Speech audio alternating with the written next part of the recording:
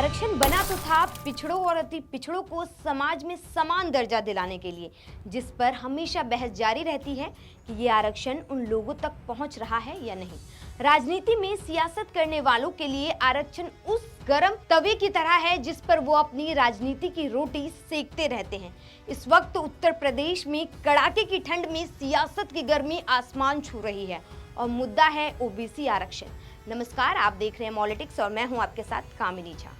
दरअसल उत्तर प्रदेश की योगी सरकार को इलाहाबाद हाई कोर्ट से तगड़ा झटका लगा है।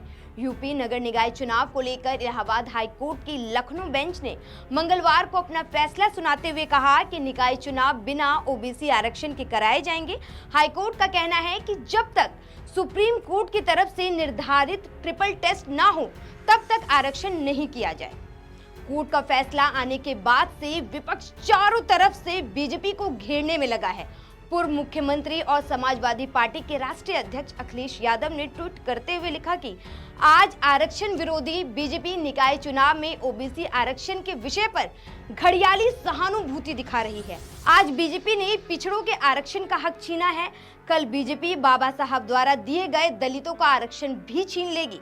अखिलेश ने आरक्षण को बचाने की लड़ाई में पिछड़ों और दलितों से सपा को साथ देने की अपील की है। अखिलेश ने ये भी कहा कि बीजेपी ने कोर्ट में सही से अपना पक्ष नहीं रखा। वहीं उप मुख्यमंत्री केशव प्रसाद मौर्य ने अपने ट्वीट में लिखा कि निकाय चुनाव के संबंध में माननीय उच्च न्यायालय इलाहाबाद के आदेश का विस्तृत अध्ययन कर विधि विशेषज्ञों से परामर्श के बाद सरकार के स्तर पर अंतिम निर्णय लिया जाएगा। साथ ही उन्होंने लिखा कि पिछड़े वर्ग के अधिकारों को लेकर कोई भी समझौता नहीं किया जाएगा। बीजेपी प्रदेश अध्यक्ष भूपेंद्र चौधरी ने कहा कि प्रत्येक समुदाय और वर्ग के अधिकारों के संरक्षण के लिए बीजेपी प्रतिबद्ध है, किसी के साथ भी कोई अन्याय नहीं होगा।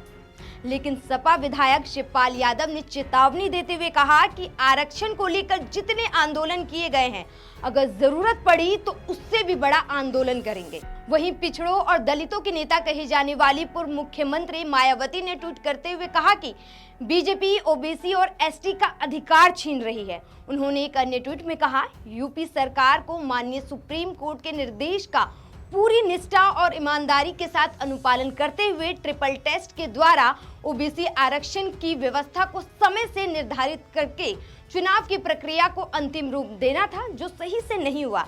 इस गलती की सजा ओबीसी समाज बीजेपी को जरूर देगा। आपको बता दें कि अपना दल एस यानी अनुप्रिया पटेल की पार्टी ने कहा कि अदालत के फैसले से हम सहमत नहीं हैं।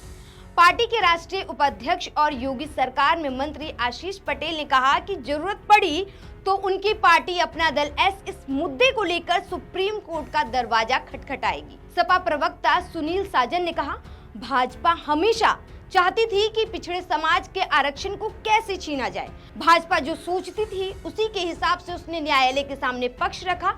ये सरकार और अधिकारियों का निकम्मापन है। सरकार चाहती तो 6 महीने पहले आयोग बनाकर पिछड़ों को आरक्षण दिला सकती थी। वहीं इलाहाबाद हाईकोर्ट के फैसले के बाद सीएम योगी आदित्यनाथ ने कहा कि यूपी ओबीसी आरक्षण के बिना निकाय चुनाव नहीं होगा।